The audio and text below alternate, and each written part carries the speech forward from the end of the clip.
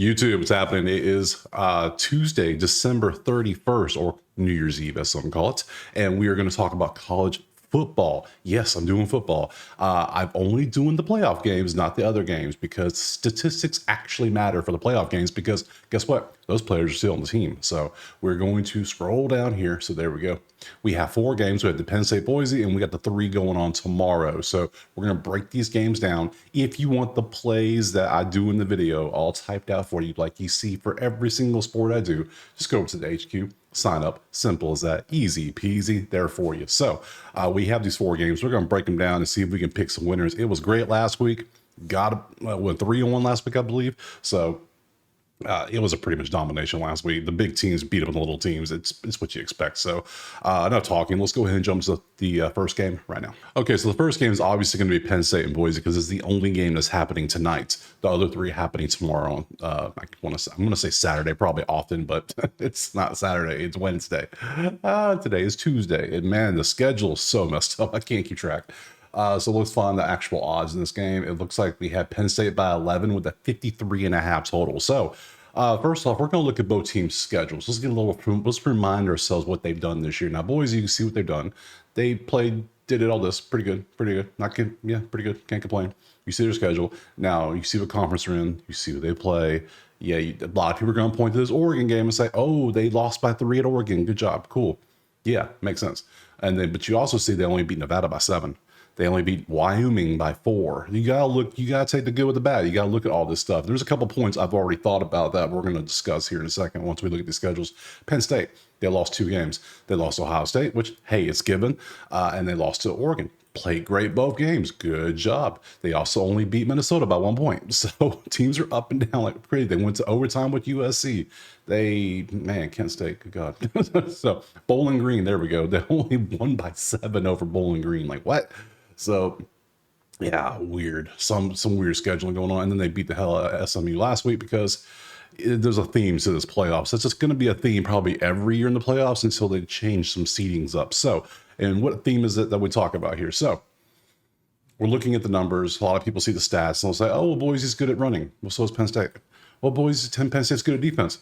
But so is Boise State." They seem pretty even, don't they? They seem close. There's one thing that the stats don't show you that I've been betting for a long time at this point. So I know I've looked at this many times. People know about it. And football heads really know this. It's that when people talk about these teams, they focus on the starters. They focus on the stars. They focus on those players. They focus on, Janty. They focus on Aller. They focus on those people. You know who they don't focus on? The second string, the third string, the dudes that come in and give you a break when you're tired, the D line that rotates in, the O line that rotates in, because those big boys get tired quick. I'm a big boy myself. I know we get tired. So when they get tired, they get subbed out. Guess what? That's where the game's completely different. Penn State and all the big schools, really, this is the big schools, their second string, they're full of 4 stars. Some are 5 stars. Some are 3 stars. Yeah, but Penn State maybe. Boise, they don't have 5 stars and 4 stars just sitting on the bench. Those dudes are playing. When they come out the game, what happens? 3 stars come in there. 2, maybe even 2 stars. Dudes that wouldn't start at Big Ten schools. They just wouldn't. Penn State's backups would start at a majority of other schools. Not a lot of schools, maybe like 80, 90 schools. You know what I'm saying? So the backups is where the talent separation becomes the issue. People want to focus on the starters. Yeah, these numbers are all based on the starters mainly and their team stats, but people don't look like when the backups come in, that's where the game is won. And the game's won in the trenches. Everybody knows this, but you should know this. The O-line, D-line, whoever wins that's going to win the battle pretty much. You got to give your quarterback time. You got to give the running back holes. It's common sense stuff. If you don't have it, what are you going to do? So here, this is the same situation I had with Penn State against SMU. This is the same situation I had with Texas, Arizona State tomorrow. The big schools have all the pieces. They have all the toys. They can do anything they want. They can throw on all the 5 stars they want. There's 5 stars on the bench sitting there that haven't really learned the playbook. They haven't lived up to what they want to do. And then they go in the game, just sheer damn talent alone is going to dominate whatever 3-star gritty ass athlete they put out there on the other side. It just doesn't matter. So SMU was same situation. Yeah, they're number 11. Yeah, they're in the ACC, but this is their first year in the ACC. They didn't have a whole bunch of 4 stars on the bench. They have a bunch of 3 and 2 stars on the bench. That's what we have here. So Penn State has a talent because they're a massive brand. They're a big school. They've been recruiting big name players for a long time. Boise has not. They just haven't. And yes, the story's fun and people are going to point at it and they're going to see the Fiesta Bowl coverage like 17 times a day because they're going to show it all the time. Like, oh, they beat Oklahoma. Yeah, we get that. That was a long ass time ago. So for me, I don't think this game's gonna be close. I personally think this is a blowout. I think Penn State is going to crush them. They're going to dominate them with their defense. Jamesy's going to have a hell of a time running the ball, and the backups that come in will just get absolutely manhandled. That's what I think is going to happen. So I'm taking Penn State by 11. I don't know about the over, but I'm just going to take Penn State to whoop ass. Simple as that. So let's move on to the next game. All right, for one blowout to probably another blowout, let's pop over to Texas and Arizona State. Oh, what are you talking about? Arizona State deserves? Shush. We'll talk about it in a second. Just look. All right. So we got 12.5 Texas, 50.5 is that total. Let's pop over here to the actual schedules. Let's just take a look. We want to see what they did. Am I saying they're bad teams? No. Boise's not bad. Arizona State's not bad.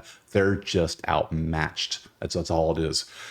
Texas Tech, they lost by 8. Cincy, they lost by, still don't know how they lost to Cincy. That was a weird one. But then they beat K-State, BYU, Iowa State. They beat the shit out of Iowa State. That was good. So they've had multiple weeks to prepare for this. I mean, unless they got some transfer 4 and 5 stars in, I don't see how it's going to be any good for them. Look, I like Scabu. I like the running back. He's a beast. He's hilarious. I like what he said. He said, nobody can stop me. We'll see in a second. I'm just saying. Texas beat Michigan. They beat up on Oklahoma. Them Vanderbilt Commodores. They lost to Georgia twice. Georgia 2 times.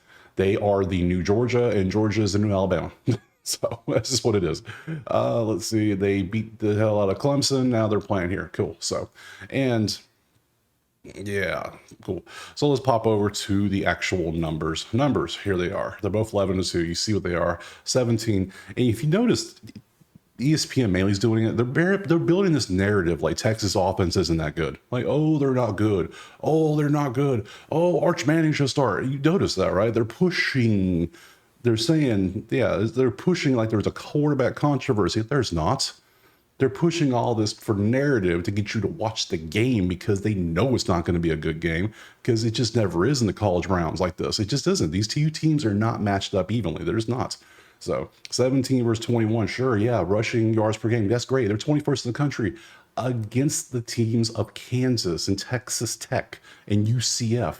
Texas is 11th in rush defense and 2nd in pass defense against the SEC.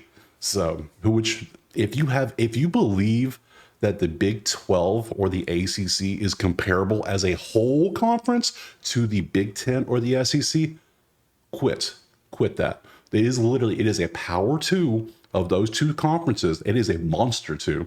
And then it drops down to the next level, which will be your ACC, your Big 12. Then it drops down again to your Mountain West and then maybe the MAC, all of those. It's a 3-tier system now.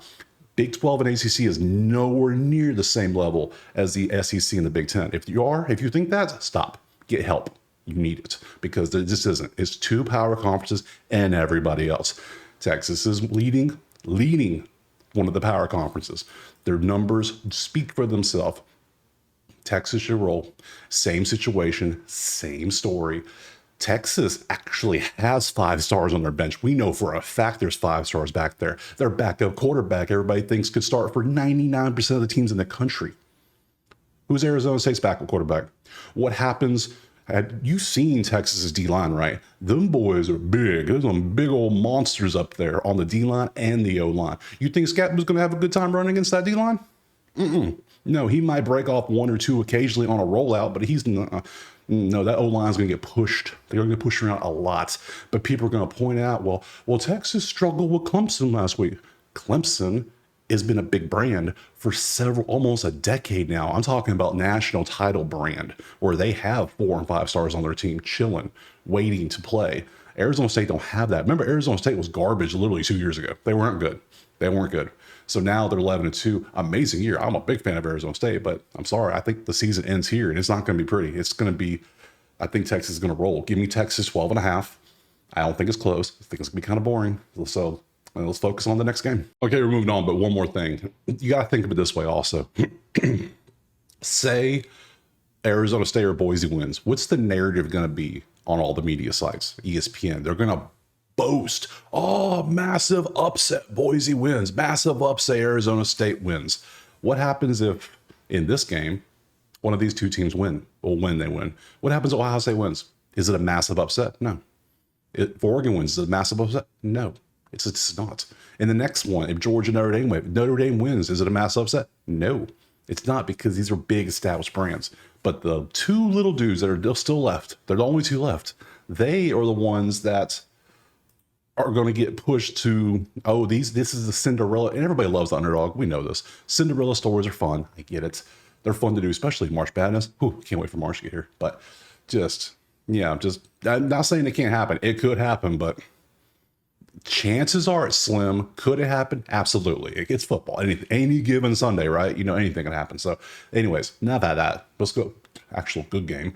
Let's see. We have Ohio State about 1.5 with a 55.5 total. Let's look at the schedule. Oregon won every game because they're 13-0, and they had a couple close ones. Penn State played them close. Wisconsin played them close, but they still won their games. Purdue, such a bad season for Purdue. And then that wild Idaho State to start the game. Yeah, I watched almost the whole second half of that game. I was just in shock, just like, what? Then Boise, obviously the Boise game. So Ohio State lost 2 games, which this is what concerns me the most about this game. Yes, they beat the absolute dog shit out of Tennessee 42-17. They still lost to Michigan. Like, what?